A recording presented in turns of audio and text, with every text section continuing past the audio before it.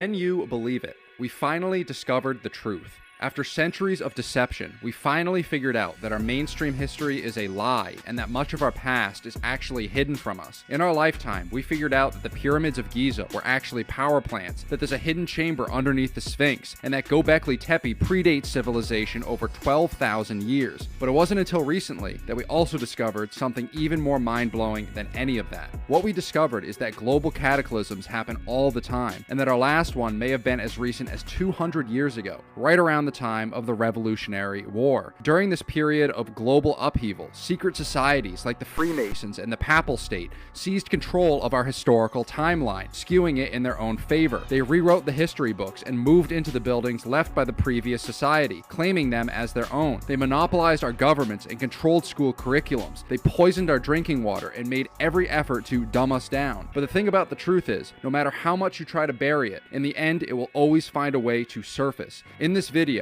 we are going to lay out all the evidence, everything to date we can find, to prove the theory of Great Tartaria is a valid historical hypothesis and should be considered more highly by those in the mainstream academic community. The evidence, in my opinion, is all around us, hidden in plain sight, a unified architectural signature somehow spread all across the world, centuries before globalization. Magnificent basilicas built to last forever in towns with a population of only 500 people, architects that don't exist, building timelines that don't add up, city fires everywhere, all across the US, somehow getting so hot that they were able to melt thousands of brick and stone buildings into piles of rubble and magma, sometimes 2 or 3 times in the same city. We are undoubtedly, in my opinion, living in the ruins of a civilization that had technology beyond our comprehension, and in this video, I am going to do my absolute best to prove it to you. Prepare yourselves for the Tartarian Empire, full theory explained.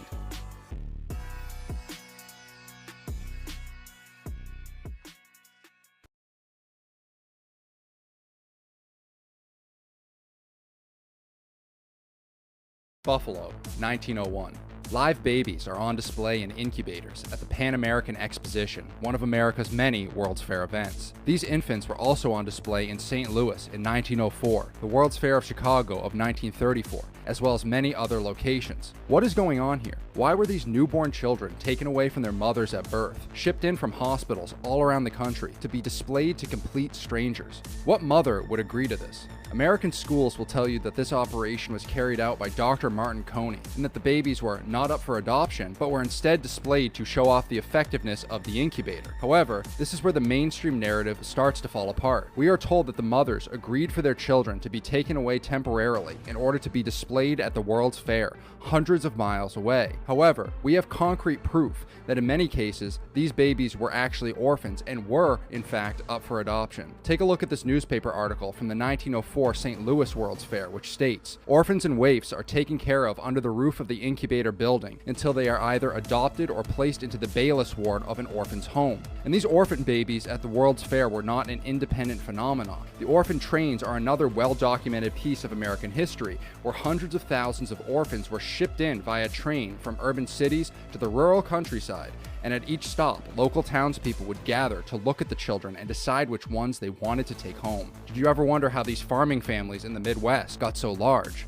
So where are all these orphans coming from? And what happened to their parents? Again, this is where the mainstream narrative starts to fall apart. We are told that the orphan train movement was in response to the increasing number of orphaned, abandoned, and homeless children living in cities due to war and immigration. But this doesn't make any sense. Immigrating to a new country does not make you just suddenly abandon your children, and men dying in wars still doesn't explain what happened to the mothers and the rest of the families. So why was there actually such a spike in orphans at the turn of the century, to the point where they were auctioning them off like cattle at fairs and train stops? The Tartarian theory posits that these children were orphaned as the result of a reset, and their parents were either killed, manipulated, or declared mentally insane.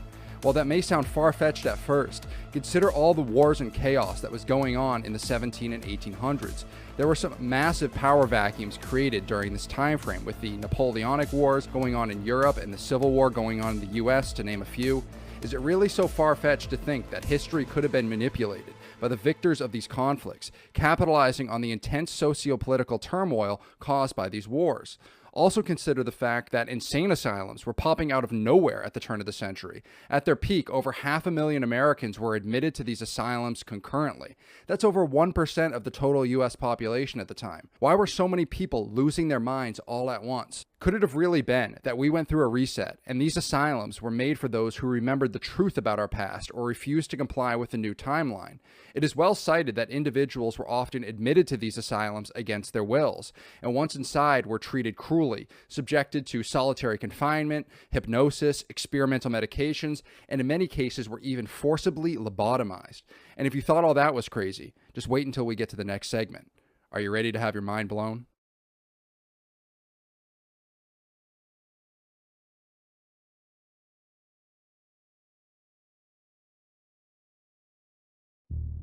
We're back at the World's Fair, this time St. Louis, 1904. We are told that all these buildings were temporary structures, created hastily in less than a year for these World's Fair events. But what if that's not true, and these buildings were already here in the first place? That is what I believe is the case. You can believe whatever you want, but the evidence is right here, plain as day, in my opinion. We had beautiful architecture in the United States, all over the country. In every state capital, every church, cathedral, and basilica. We had downtown areas that rivaled Rome and Paris. We had immaculate structures from the old world, all over the nation. But they didn't fit in with the timeline our controllers wanted to impose.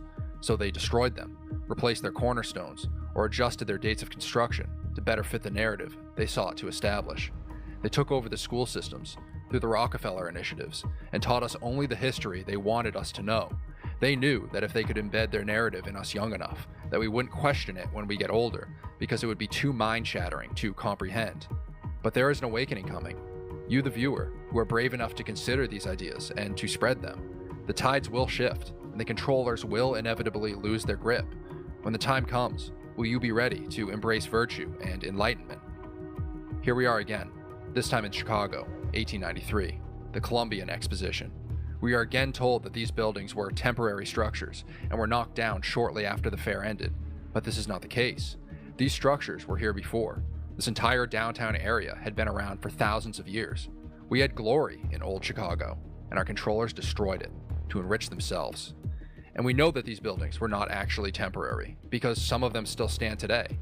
But many of these buildings were purged, making way for a new era of deception and control. But why, one might ask, would such a grand past be hidden? Well, it's very simple actually. He who controls the past controls the future. By rewriting history, those in power can create a narrative that serves their own interests, one that downplays or erases the achievements of previous eras to make the present seem more advanced, more enlightened. But this theory is not just about buildings, it's about the very essence of history itself. It's about who gets to write that history and what they choose to include or exclude. It's about understanding that history as we know it is often a story told by the victors, by those who have the power to influence what is remembered, and most importantly, what is forgotten. These structures were built by a previous civilization, and the World's Fair was a cover-up to destroy them, to erase our history, withhold technology, and monopolize our world for their own profit. Our eyes are open now. We know now what they did to our past.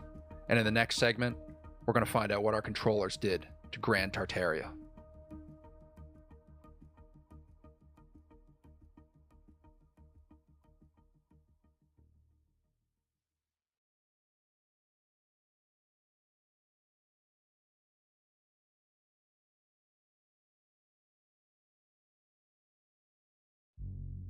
Have you ever seen these old maps that depict Tartaria on them as the preeminent power of Eurasia and the Middle East? Have you ever seen this book by Henry Kissinger that has Tartaria right on the cover, directly in the center of the main page? What about this declassified CIA document which discusses Tartaria and the manipulation of its history? Can you believe that they tried to erase the history of an entire civilization, one that undoubtedly had significant influence on global society? An entire empire covered up by our controllers. Where was our lesson about Tartaria in grade school? Well, we didn't have one. And that's because the Rockefellers bought out the public school system to teach us only the history they wanted us to know. Tartaria was an empire, and its symbol was a griffin or a wyvern. This is well documented in old posters and photographs. What's more is we see on the Russian imperial flag a griffin or wyvern being stabbed by St. George on a horse, a clear metaphor for the Papal State's victory over Tartaria. Again, you can believe whatever you want to believe, but to me, this is clear evidence that we are being lied to and manipulated. What was the Tartarian Empire, and why did they want to cover it up so badly? This theory posits that the Tartarians possessed a technology that our controllers do not want us to know about. This hidden knowledge, according to some researchers, is deeply embedded into the architectural marvels attributed to Tartaria, particularly in the construction of Old World churches. These structures, built primarily from stone with slate roofs, were not only designed to stand the test of time, but also, it is believed, to harness and utilize unique vibrational energies. One key aspect of this architectural ingenuity lies in the concept of resonance frequencies encoded into the stained glass windows, the pipe organs, the bell towers, and spires on top of these churches and cathedrals. It is theorized that these builders had an advanced understanding of how sound frequencies could influence both matter and consciousness. Bell towers of these churches, often seen as mere religious symbols, might have played a crucial role in this context. By tuning the bells to specific frequencies, it is speculated that these towers could generate resonant vibrations capable of producing various beneficial effects, ranging from healing to enhancing spiritual experiences. Furthermore, the use of sacred geometry in the design of these structures is another intriguing element. Sacred geometry, a concept found in various ancient civilizations, involves the use of particular geometric proportions and shapes believed to embody a deeper spiritual significance. In the context of Tartarian architecture, these geometric principles could have been applied to align the buildings with cosmic energies or ley lines, thereby magnifying their supposed energetic properties. The durability and longevity of these constructions are also noteworthy. The choice of materials, stone and slate, was not arbitrary.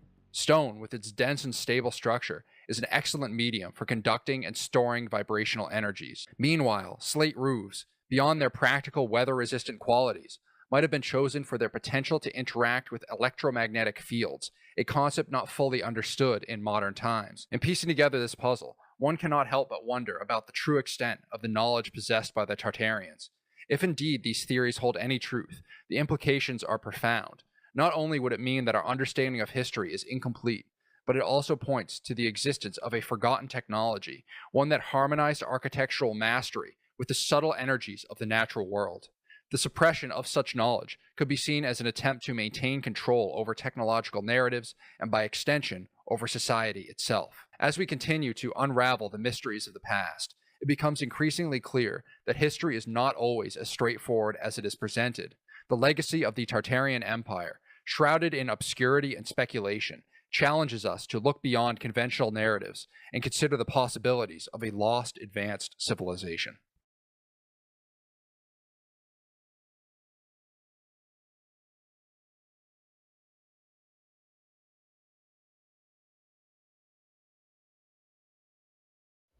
New York, Chicago, San Francisco, Boston, Baltimore, Portland, Atlanta, Seattle, St. Louis, Pittsburgh, Savannah, Charleston, Detroit, Rochester, Cincinnati, Nashville, Milwaukee, Omaha.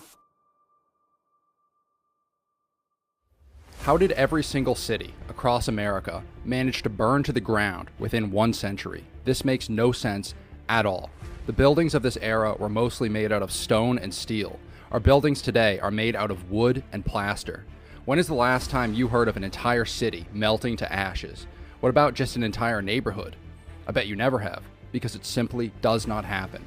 The truth is, these were not accidental fires that destroyed these cities. The cause was not a cow that tipped over a lantern in a barn. This was a deliberate attack. What do you see when you look at these pictures? Do you see the aftermath of a fire or something more? Is there something we are not being told? Well, of course there is. We have been lied to for centuries in order to cover up the truth. Our past was more glorious than anyone ever knew, and it has been kept from us until now. 2024 will mark an age of reawakening, where the people of this planet will finally begin to understand what needs to be done in order to restore the world. In order to achieve enlightenment, restore the old world technology, and bring about a new renaissance, we need to work together to study cymatics, sacred geometry, wireless electricity, and never ask for a cent of profit. I hereby dedicate my life to the research and rediscovery of the old world technology, and I know that, in the end, we will achieve our goal. We will study the Egyptians, the Tartarians, the ancient Sumerians, and others who have been given the seeds of knowledge in the past, and we will, once again, cast off our chains. Humanity will no longer be held back by controllers who wish to profit at our expense. We will no longer be slaves to a system of deception and greed. We will restore the world to a state of enlightenment and virtue, and we will ascend to heights never before dreamed. The controllers want us to believe that these immaculate structures were built in less than a year in towns with a population under 1,000. These are just a few examples. Find any cathedral in America that was supposedly built in the 1800s. You will find the fire narrative in every single one of them. You will find ridiculous building time frames of oftentimes less than a year. You will find architects and building companies that do not exist, and you will know the truth. But be warned, once you have eyes to see, you will never go back. You will never look at these buildings the same way, and you will realize that you were destined for so much more than what we've been told.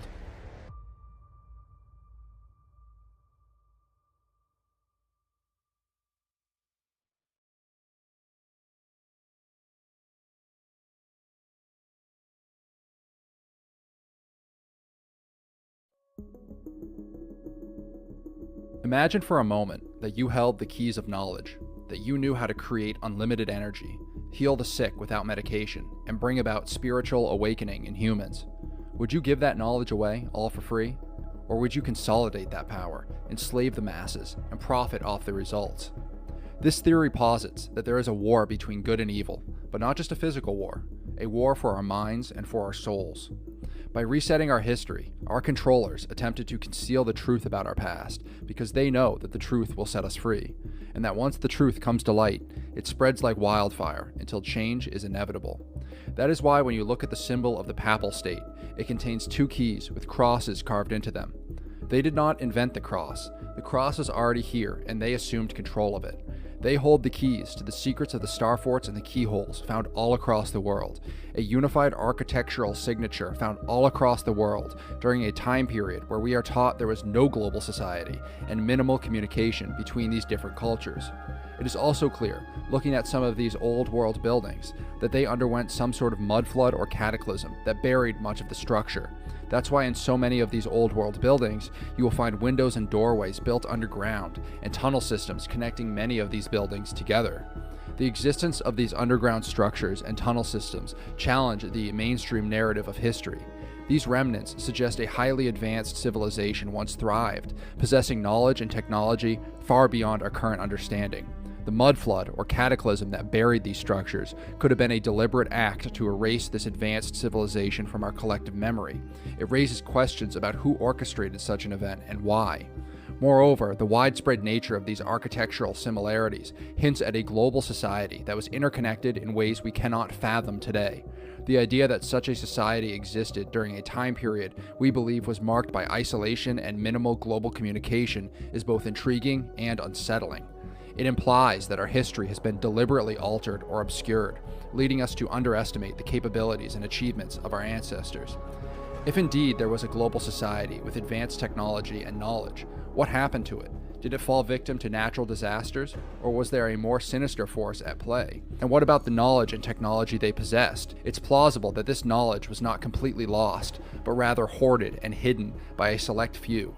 These gatekeepers, symbolized by the keys of the Papal State, could have been the ones who decided the fate of this knowledge, whether to use it for the betterment of humanity or for controlling and subjugating the masses. The truth about our past is not just a matter of historical interest. It has profound implications for our present and future.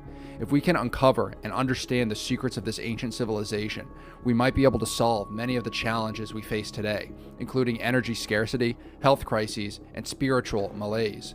In conclusion, the symbols, architectural remnants, and historical anomalies point towards a hidden chapter of human history. Unraveling this mystery could be key to unlocking our full potential as a species. It is imperative that we question the narrative presented to us, seek the truth, and use it to create a better world for all.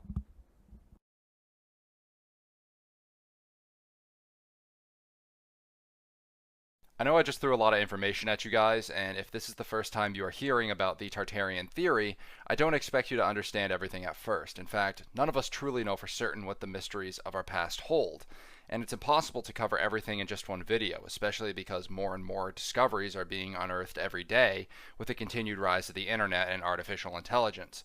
On your screen now are some topics that I did not cover in today's video, but please let me know in the comment section below which subjects you would like to see covered next. I do believe that through prayer and positive visualization, coupled with our real-world efforts, we can eventually rediscover and even reverse engineer the ancient technologies that once were.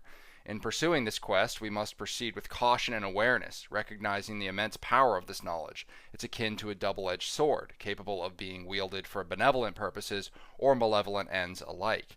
This is why it's imperative that we maintain a balance of wonder and responsibility, ensuring that our discoveries are harnessed for the greater good of humanity in mind, and that we conduct ourselves with integrity and wisdom in this pursuit. In light of this, the remainder of this video will serve as a repository for the Tartaria subreddit. I've noticed an increasing influx of skeptics on the site, and there's a growing concern that this rich collection of theories and discussions might one day face permanent closure. I hope I am wrong, but I do feel that our days on this subreddit may be numbered. Contribute while you can. Thank you for watching, everybody. God bless.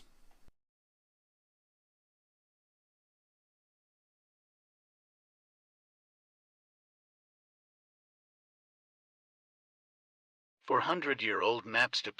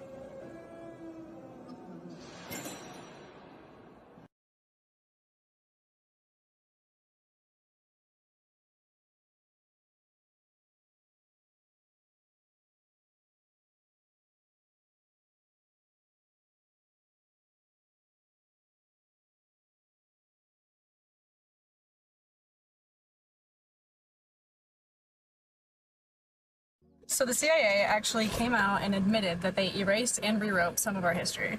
And that history is of the Tartarian Empire. So Tartaria was thought to be a global and technologically advanced civilization that existed way before the 1800s up until the 1900s, where it was wiped out by a Great Reset, aka the Mud Flood. Then it was completely erased from the history books and rewritten in order to hide us from the truth. Now I know this sounds crazy and you're probably already running into the comments to call me some name, but I brought the receipts. Comes directly from the CIA's website. It was released in 1957. The Central Committee of the Communist Party issued a directive ordering the party's Tartar Provincial Committee to proceed to a scientific revision of the history of Tartaria. In other words, Tartar history was to be rewritten. Let us be frank, was to be falsified. I don't know if I'm saying Tartar right. And why would Tartaria be depicted in old world maps if it wasn't a thing? And Putin actually wants to release the real history of Tartaria. Now take a look at some of these buildings. We were told that these were built by people that rode in horse and buggies. We're expected to believe that they built things like this with a hammer and a chisel. Like, even if scaffolding was a thing, the precision, the accuracy. These people were way more advanced than we give them credit for. Like, these buildings are said to have been built in the 1800s. And just look at some of these inventions that they had. The math ain't mathin'. Now, this civilization was thought to have been wiped out by a huge flood that buried it in feet of mud, which was also known as the Mud Flood. And that is why we see so many buildings that look like they have just been buried, or that have basement windows and doors. And this would be kind of a stretch if they didn't dig up the buildings and find that they were in fact buried.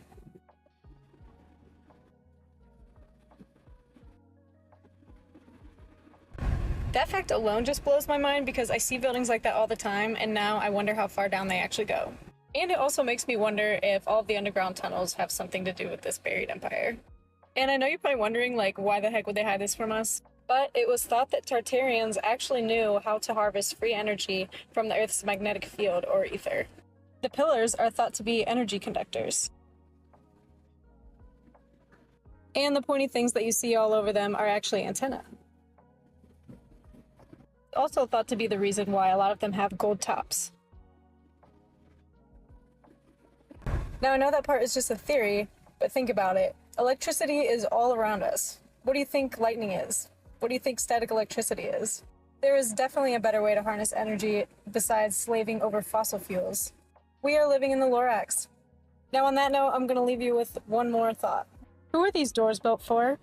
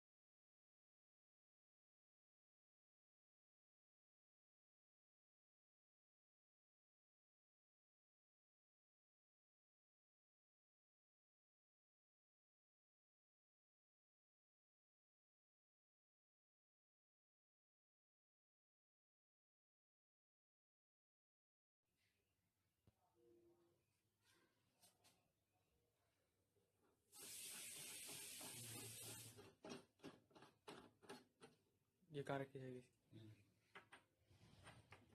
क्या करना है इसमें आग लगाओ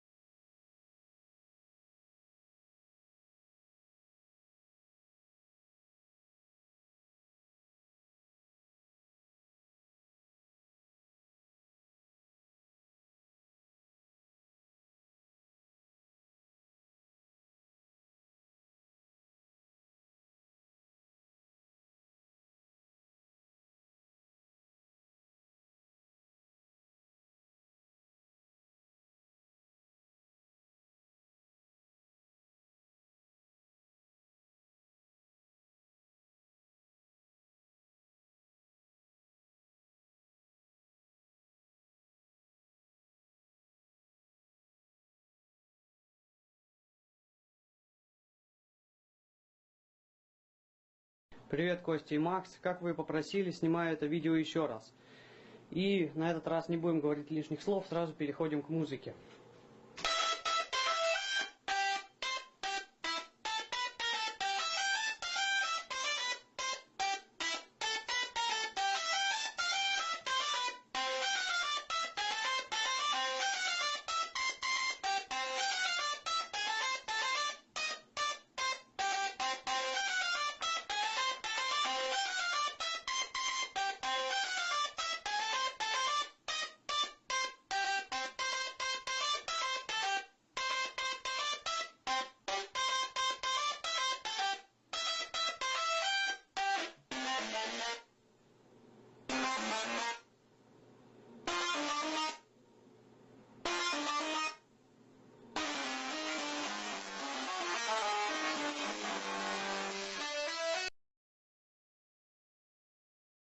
This is the real entrance to London Bridge. Most people pass by every day and have no idea that this is all that remains of London's most important landmark. London Bridge is the reason London exists. The Romans picked this very spot to start their new city. They picked the narrowest part of the river, built a bridge, and created Londinium. And this is what the proper medieval London Bridge looked like. It had actual houses and shops and a church in the middle of the river. It may not have been very practical, but it was iconic. By the 18th century, these dark, narrow passageways under decaying medieval buildings just became too much of a hassle, and the foundations were crumbling beneath them. And that's where we got the song, London Bridge is falling down.